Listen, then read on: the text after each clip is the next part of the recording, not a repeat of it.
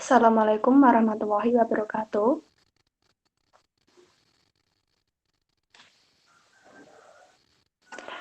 Puji syukur kami ucapkan kepada Allah Subhanahu wa Ta'ala karena telah melimpahkan rahmat, taufik, serta hidayahnya sehingga pada siang hari ini, Jumat 18 Desember 2020, kami dapat melaksanakan presentasi penelitian kuantitatif kelompok kami secara virtual. Sebelumnya, perkenalkan nama saya Rufi Anissa, NIM 2019-60104. Saya Winda Eka Pratama, NIM 2019-60102.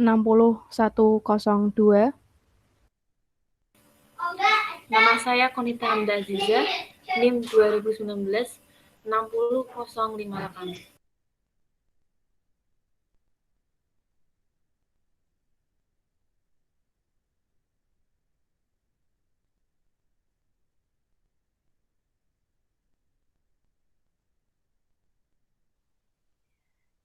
Penelitian kami berjudul Prokrastinasi pada mahasiswa di masa pandemi.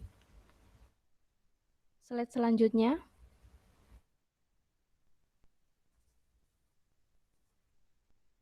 Prokrastinasi mahasiswa di masa pandemi terjadi akibat adanya virus SARS-CoV-2, yaitu virus yang menyerang sistem pernapasan.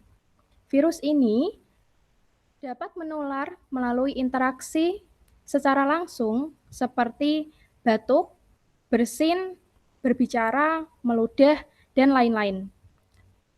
Sedangkan melalui interaksi secara tidak langsung seperti menyentuh benda-benda yang telah terkontaminasi oleh virus tersebut. Sehingga dengan adanya virus ini, muncullah peraturan baru, yaitu peraturan physical distancing ataupun social distancing. Sehingga pada masa pandemi, pola kehidupan manusia mengalami perubahan yang sangat signifikan, terutama pada dunia pendidikan. Seperti tuntutan untuk beradaptasi dengan sistem pembelajaran online atau daring. Namun, sistem pembelajaran online atau daring seakan memberi batasan antara mahasiswa dan dosen sehingga kurang mengenal satu sama lain. Selain itu, banyak mahasiswa yang mengeluh akan banyaknya tugas sebagai pengganti model pembelajaran tatap muka, sehingga rata-rata mahasiswa memiliki perilaku prokrastinasi akademik. Kemudian, prokrastinasi akademik adalah perilaku menunda tugas yang harus dikerjakan dengan alasan tugas yang sulit. Hal ini dikemukakan oleh Lai dalam Watimena 2015. Adapun faktor yang menjadi penyebab mahasiswa memiliki perilaku prokrastinasi dalam mengerjakan tugas adalah rasa malas yang telah menjadi kebiasaan dalam diri mahasiswa. Selain itu, disebabkan oleh pergaulan teman sebaya, sarana dan prasarana kurang memadai, dan kurangnya rasa cinta terhadap mata kuliah serta aktivitas mahasiswa yang kurang bermanfaat. Selain itu, prokrastinasi juga memiliki makna positif dan makna negatif. Makna positif dari prokrastinasi yaitu apabila penundaan yang dilakukan pada waktu yang tepat dengan alasan yang kuat dan mempunyai tujuan yang pasti. Misalnya seperti menunda pekerjaan tugas atau mengerjakan tugas kuliah dengan alasan karena sakit. Sedangkan prokrastinasi yang memiliki makna negatif yaitu apabila dilakukan tanpa tujuan yang pasti dan tanpa disertai dengan alasan yang berguna, seperti menunda mengerjakan tugas kuliah karena bermain games. Berdasarkan latar belakang tersebut, tujuan dari penelitian kami yaitu yang pertama mendeskripsikan apa itu prokrastinasi akademik, kemudian mengetahui untuk menjelaskan faktor-faktor pada prokrastinasi akademik, kemudian yang ketiga memberikan pemahaman tentang aspek-aspek pada prokrastinasi akademik. Kemudian yang keempat, ada bentuk-bentuk prokrastinasi akademik. Yang kelima, ada dampak-dampak dari prokrastinasi akademik. Sehingga harapannya dari penelitian ini diharapkan memberikan manfaat pada bidang ilmu psikologi, termasuk dalam bidang ilmu pendidikan, di mana adanya perilaku prokrastinasi akademik pada mahasiswa di masa pandemi. Selain itu, diharapkan juga memberikan manfaat dan gambaran kepada masyarakat dan mahasiswa secara luas mengenai perilaku prokrastinasi akademik pada mahasiswa di masa pandemi.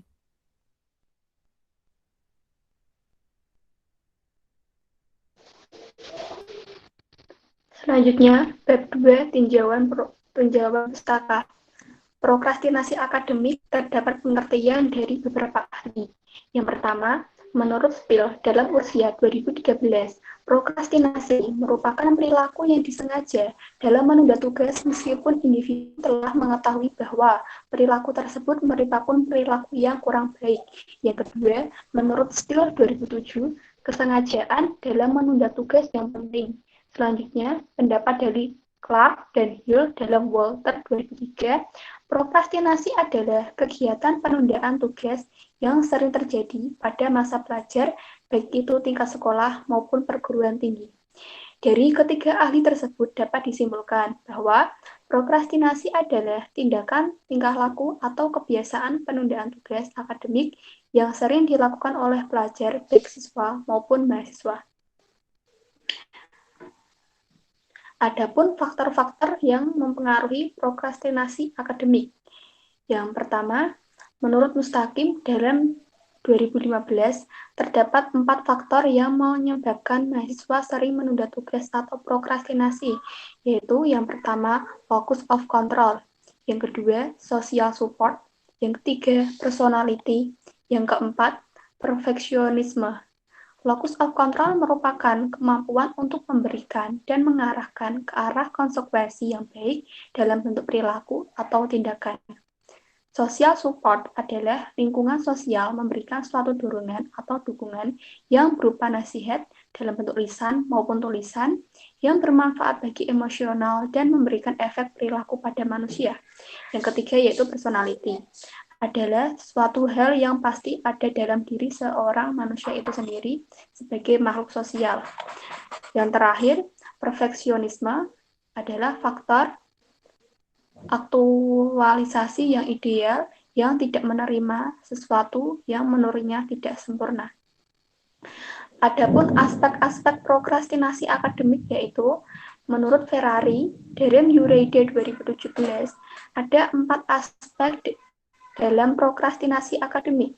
Yang pertama yaitu perceived time, merupakan salah satu aspek prokrastinasi yang mana pelaku prokrastinasi gagal dalam menepati waktu batas pengumpulan tugas. Yang kedua yaitu intention action, adanya jarak antara keinginan dan tingkah laku. Yang ketiga yaitu emotional distress, adanya perasaan cemas ketika menunda pekerjaan atau prokrastinasi. Selanjutnya yang keempat, perceived ability, yaitu keyakinan akan kemampuan. Bentuk perilaku dalam prokrastinasi akademik yaitu, menurut Ferrari, dalam Euride 2017, aspek-aspek tersebut adalah sebagai berikut. Yang pertama, perceived time. Bentuk perilaku dalam perceived time yaitu, yang pertama, tidak memanfaatkan waktu luang yang ada. Yang kedua, terlambat mengumpulkan tugas melebihi batas waktu, dan yang ketiga, tidak berusaha merencanakan dalam mengerjakan tugas. Aspek yang kedua yaitu intention action. Bentuk perilaku prokrastinasi akademik dalam intention action yaitu, yang pertama, terlalu besar keinginan namun sedikit usaha. Yang kedua, kesulitan melakukan sesuatu sesuai dengan batas waktu atau perencanaan. Yang ketiga, yaitu belajar sehari menjelang ujian. Aspek yang ketiga yaitu emotional distress. Bentuk perilaku dalam emotional distress yaitu, yang pertama, cemas ketika melakukan prokrastinasi. Yang kedua, problem solving dalam mengatasi kegelisahan atau kecemasan. Yang ketiga yaitu perasaan tidak nyaman terhadap tugas. Aspek yang keempat yaitu perceived ability. Bentuk perilaku dalam perceived ability yaitu yang pertama, rasa takut akan kegagalan. Yang kedua, selalu bergantung dengan teman terkait tugas. Adapun dampak pada prokrastinasi yaitu ada dua dampak. Yang pertama yaitu dampak negatif, yang kedua yaitu dampak positif. Dampak negatif dari prokrastinasi yaitu seorang individu yang sering melakukan prokrastinasi akan mengalami sedikit peningkatan terhadap kognitifnya, mengalami ketidaktuntasan nilai pada mahasiswa, rawan mahasiswa untuk mengulang di semester depan, mundurnya waktu wisuda, sehingga semakin banyak pula biaya yang akan dikeluarkan. Adanya dampak negatif pasti ada juga dampak positif. Nah, dampak positif prokrastinasi bagi mahasiswa adalah mahasiswa yang mengerjakan tugas sehari sebelum deadline akan merasa tertantang untuk mengerjakan tugas tersebut. Mahasiswa akan lebih bersemangat dan mempunyai motivasi yang tinggi untuk mengerjakan tugas di detik-detik akhir pengerjaan tugas tersebut, walaupun tidak semua mahasiswa seperti itu. Selanjutnya yaitu referensi penelitian terdahulu. Kami mengambil dua referensi penelitian terdahulu yaitu yang pertama, penelitian yang dilakukan oleh Yureide 2017 yang berjudul Hubungan Prokrastinasi Akademik dengan Prestasi Belajar pada Mahasiswa Fakultas Psikologi Universitas Potensi Utama. Penelitian yang kedua yaitu penelitian yang dilakukan oleh Navesa 2018 yang berjudul Faktor-faktor yang mempengaruhi prokrastinasi akademik siswa yang menjadi anggota siswa intrasekolah. Berdasarkan kedua referensi di atas, terdapat perbedaan penelitian. Penelitian pertama yang dilakukan oleh Yureide 2017 menggunakan jenis penelitian korelasional karena penelitian tersebut berjudul Hubungan Prokrastinasi Akademik dengan Prestasi Belajar pada Mahasiswa Fakultas Psikologi Universitas Potensi Utama. Penelitian korelasional meneliti tentang ada atau tidaknya hubungan antar variabel pada judul tersebut. Sedangkan pada penelitian kedua yang dilakukan oleh Navesa 2018 berjudul Faktor-faktor yang mempengaruhi prokrastinasi akademik siswa yang menjadi anggota siswa intrasekolah. Penelitian tersebut menggunakan penelitian eksperimen karena jenis penelitian tersebut meneliti ada atau tidaknya pengaruh pada variabel tersebut. Nah, sedangkan pada penelitian kami yang berjudul Prokrastinasi pada Mahasiswa di Masa Pandemi menggunakan jenis penelitian deskriptif karena jenis penelitian kami menjelaskan tentang hal-hal yang terjadi apa adanya tanpa menarik kesimpulan dari hipotesis tertentu, melainkan hal-hal yang terjadi apa adanya pada mahasiswa. Selain itu, penelitian kami menggunakan metode angket untuk mengukur perilaku prokrastinasi akademik pada mahasiswa.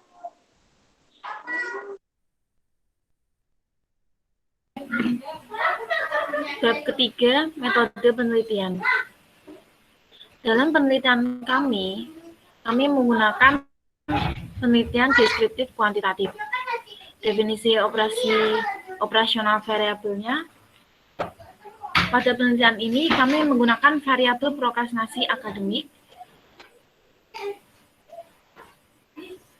dan juga pengambilan data kami menggunakan angket dan populasi yang kami ambil yaitu mahasiswa yang tinggal di daerah Kudus dan Jepara. Teknik pengambilan sampel pada penelitian kami menggunakan teknik pengambilan sampel acak stratifikasi. Lalu instrumen penelitian kami yaitu menggunakan instrumen penelitian angket. Analisis data yang kami gunakan pada penelitian untuk mengetahui bentuk-bentuk perilaku prokrastinasi akademik mahasiswa di masa pandemi, yaitu analisis deskripsi kuantitatif.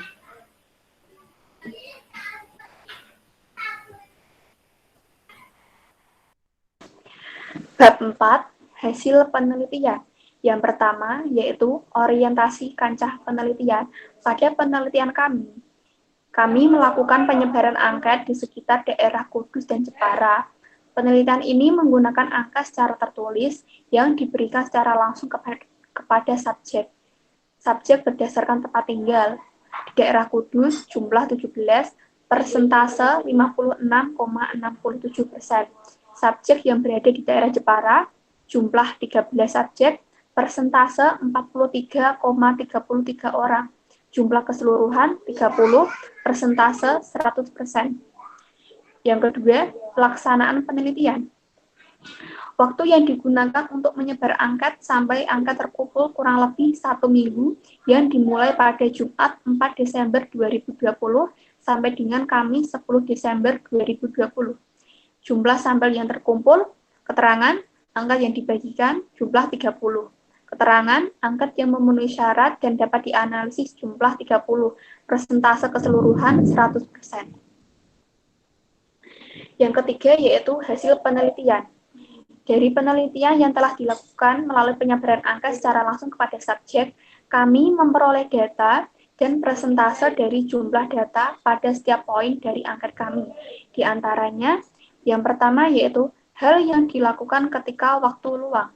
Dari diagram tersebut dapat kita ketahui bahwa yang dilakukan mahasiswa ketika waktu luang yaitu sebanyak 42% memilih waktu untuk bermain sosial media, 23% memilih untuk tidur, sebanyak 19% di antara mahasiswa memilih waktu belajar atau mengerjakan tugas, dan 6% mahasiswa memilih untuk bermain game, serta 10% lainnya memilih untuk melakukan hal lain yang berbeda-beda, di antaranya Fangirling sebanyak 2%, membantu kesibukan orang tua sebanyak 2%, mencari usaha kedepannya sebanyak 2%, dan jalan-jalan sebanyak 2%, serta tergantung mood sebanyak 2%.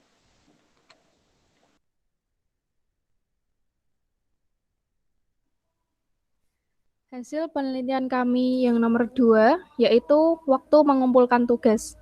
Dari diagram tersebut dapat diketahui bahwa sebanyak 48% mahasiswa mengumpulkan tugas pada H-1, serta sebanyak 16% mahasiswa mengumpulkan tugas pada H-6 jam, dan sebanyak 6% mahasiswa mengumpulkan tugas pada H-12 jam.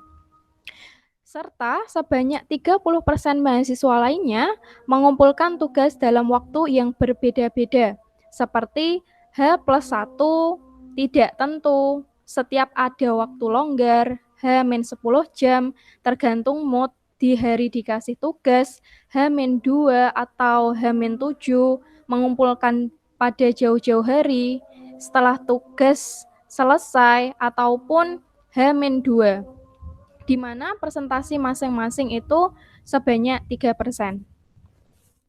Kemudian hasil penelitian kami yang ketiga yaitu cara tugas selesai tepat waktu.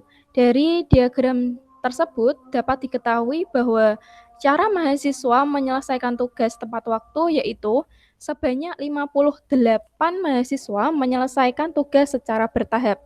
Sebanyak 19% tidak menunda-nunda tugas, dan sebanyak 17% mahasiswa dapat memanfaatkan waktu luang, serta sebanyak 6% mahasiswa lainnya memiliki cara dan alasan masing-masing dalam menyelesaikan tugas, seperti diisi H- berapa jam dan dibuat kerangka selama beberapa hari.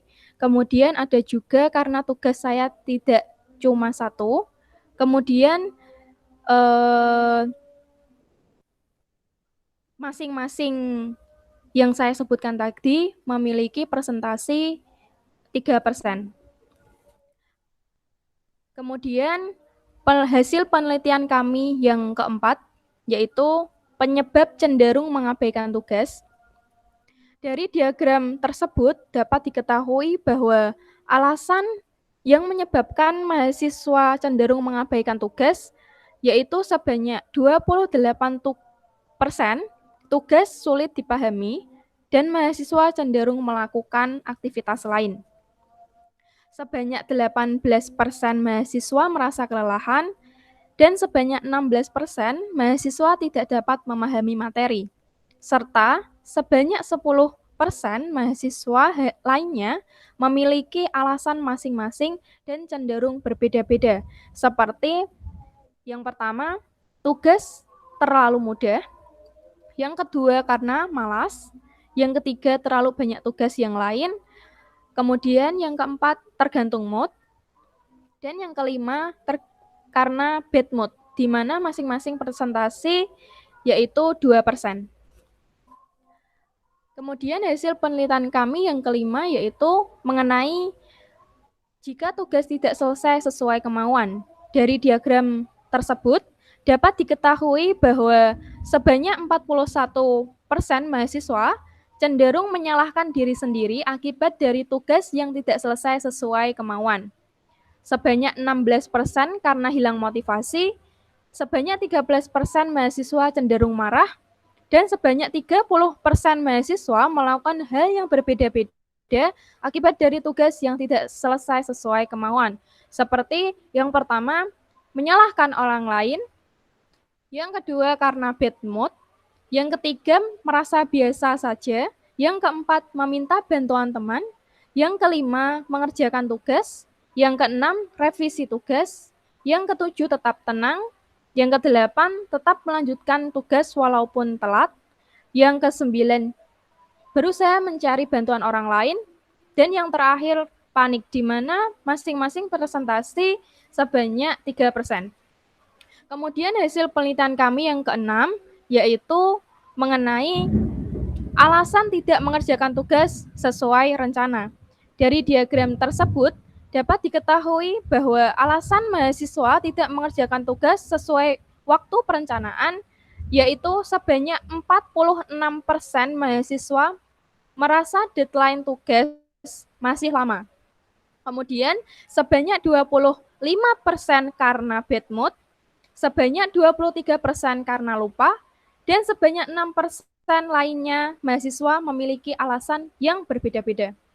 Seperti alasan mahasiswa yang pertama itu karena mahasiswa berusaha belajar jauh-jauh hari, dan alasan yang lainnya karena terkendala listrik mati dan sinyal hilang atau kuota habis meskipun tetap mengumpulkan dalam waktu yang telat, di mana masing-masing presentasinya itu 3%. Hasil penelitian kami yang ketujuh yaitu yang dilakukan ketika menjelang ujian. Dari diagram tersebut dapat diketahui bahwa yang dilakukan mahasiswa ketika menjelang ujian yaitu sebanyak 50% mahasiswa melakukan belajar SKS atau sistem kebut semalam. Sebanyak 29% mahasiswa lainnya belajar di jauh-jauh hari, dan sebanyak 21% mahasiswa melakukan hal yang lain dan berbeda-beda, seperti menyiapkan contekan. Mahasiswa ketika menjelang ujian lebih memilih liburan, kemudian melakukan atau menjalani dengan biasa saja. Yang keempat, refreshing. Yang kelima, belajar dan bermain game agar tetap rileks. Yang keenam, belajar beberapa hari sebelum ujian. Dan yang terakhir, bermain game, di mana masing-masing presentasinya 3%.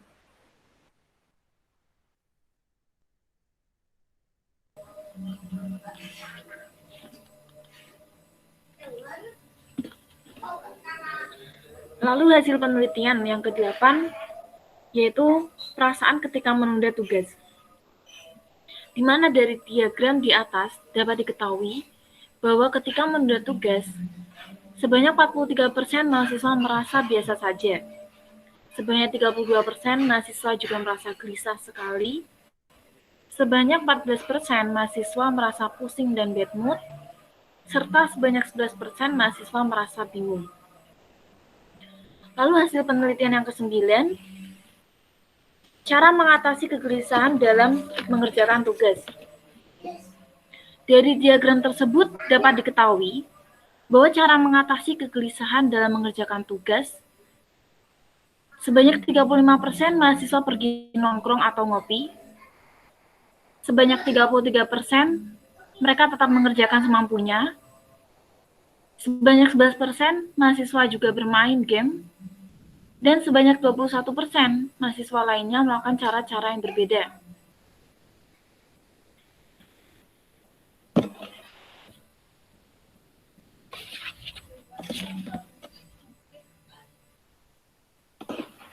Lalu hasil penelitian yang ke-10, hal yang dilakukan ketika tidak nyaman dengan tugas. Dari diagram tersebut, dapat diketahui bahwa sebanyak 39% mahasiswa tetap tenang ketika merasa tidak nyaman dengan tugas. Sebanyak 18% mahasiswa juga merasa gelisah atau cemas dan bad mood. Sebanyak 10% mahasiswa marah. Dan sebanyak 15% mahasiswa melakukan hal lainnya, hal yang berbeda-beda saat merasa tidak nyaman ketika tugas.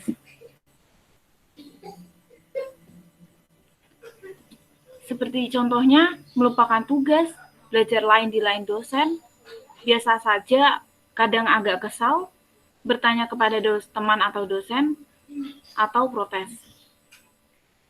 Lalu, hasil penelitian ke-11, cara mengatasi rasa takut gagal mengumpulkan tugas tepat waktu. Dari diagram tersebut dapat diketahui bahwa cara mengatasi rasa takut gagal dalam mengumpulkan tugas tepat waktu, 49% mahasiswa mengerjakan tugas lebih awal.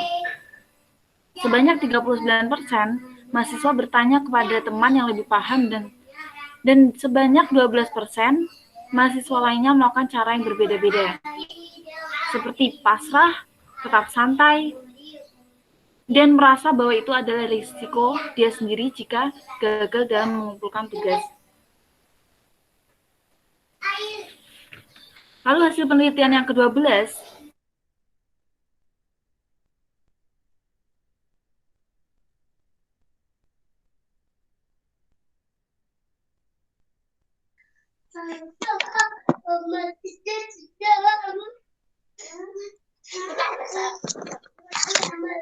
hasil penelitian yang ke-12, hal yang paling berkontribusi dalam mengerjakan tugas kelompok, yaitu dari diagram tersebut dapat diketahui bahwa yang paling berkontribusi dalam mengerjakan tugas kelompok, sebanyak 43% mahasiswa menyebutkan diri mereka sendiri. Sebanyak 29% menyebutkan teman satu kelompok, dan sebanyak 7% memberikan alasan saling bekerja sama.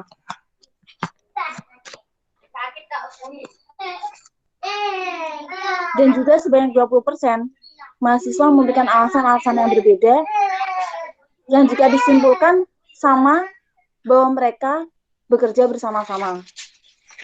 Lalu, hasil penelitian yang ke-13, alasan bergantung mengenai tugas kepada teman. Dari diagram tersebut, dapat diketahui bahwa alasan mahasiswa bergantung pada teman, yaitu sebanyak 42% mahasiswa merasa teman lebih paham tentang materi daripada diri sendiri. 35% mahasiswa merasa tidak percaya diri dengan jawaban sendiri. Dan sebanyak 11% mahasiswa menyebutkan mereka merasa tidak pernah bergantung dengan teman. Dan 12% mahasiswa lainnya menyebutkan alasan yang berbeda-beda.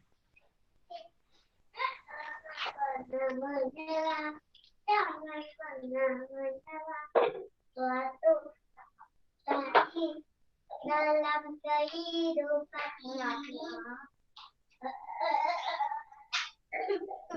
Putri Kumati. Kerjanya 3 kali. Dari situ sih nggak tahu. Kita mau. Ayo coba kita lihat lagi.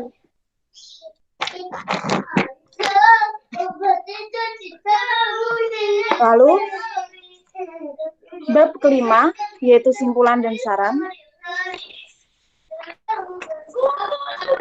Dari hasil penelitian menunjukkan bahwa mahasiswa yang berdomisili Kudus sebanyak 17 orang dengan persentase sebanyak 56,67%, sedangkan mahasiswa yang berdomisili di Jepara sebanyak 13 orang dengan persentase sebanyak 43%. 43,33%. Dan beberapa bentuk perilaku yang dapat dilihat sesuai aspek prokrastinasi yaitu private time, 70% lebih memilih bermain sosmed atau tidur daripada mengerjakan tugas ketika ada waktu luang. Dan 79% mereka mengumpulkan tugas mendekati deadline. Lalu, attention action, 46% merasa deadline masih lama. 26% merasa bad mood saat mau mengerjakan, dan 23% lupa terhadap tugasnya. Emotional distress, 43% mahasiswa merasa biasa saja saat menunda tugas, 31% merasa gelisah saat menunda tugas. Lalu yang terakhir, perceived ability. Perilaku yang dapat dilihat yaitu 35% mereka tidak percaya diri pada jawabannya sendiri. Dan 42% mereka merasa teman yang lebih paham dengan materi.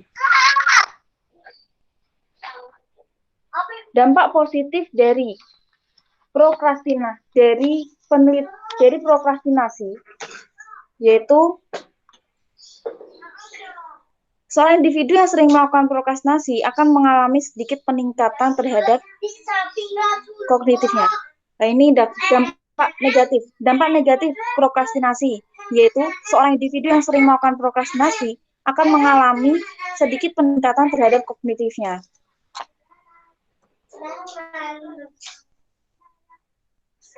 Mengalami ketidaktuntasan nilai pada mahasiswa, rawan mahasiswa untuk mengulang di semester depan, mundurnya waktu wisuda, sehingga semakin banyak pula biaya yang akan dikeluarkan. Selain itu, seorang individu dalam berperilaku di dalam masyarakat juga akan terlihat rendah, dianggap tidak bisa, dan lain-lain. Akan tapi dari dampak negatif tersebut, ada juga dampak positif prokrastinasi bagi mahasiswa. Dampak positif bagi mahasiswa adalah mahasiswa yang mengerjakan tugas sehari sebelum deadline akan merasa tertantang untuk mengerjakan tugas tersebut.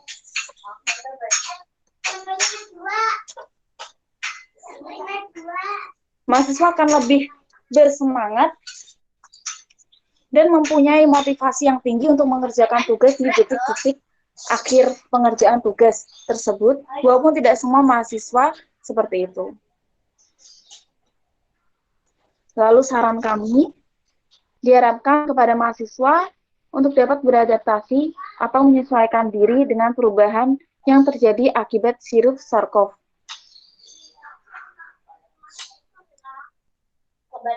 Seperti mampu untuk beradaptasi dengan sistem pembelajaran online atau daring dan berusaha untuk mengerjakan tugas secara bertahap sesuai kemampuan mahasiswa, sehingga perilaku prokrastinasi tidak berpengaruh secara signifikan terhadap diri mahasiswa.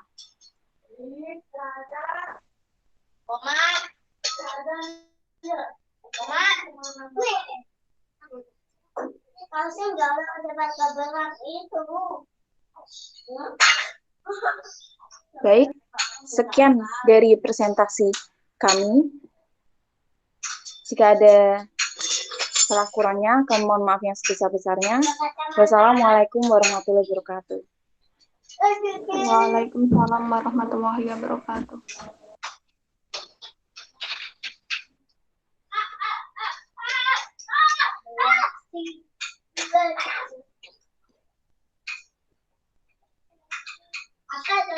Seru iso tak pateni.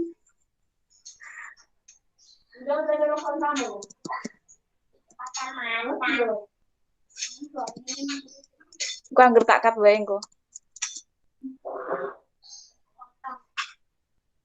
Laptopku mati. Gandeng. Mati gini. Tapi di mana suaraku krunguan? Krungu. Oh iya wes. Wajahmu cara ana wajahmu. Heran. Apa kowe? Oke. Nah loro. Nah,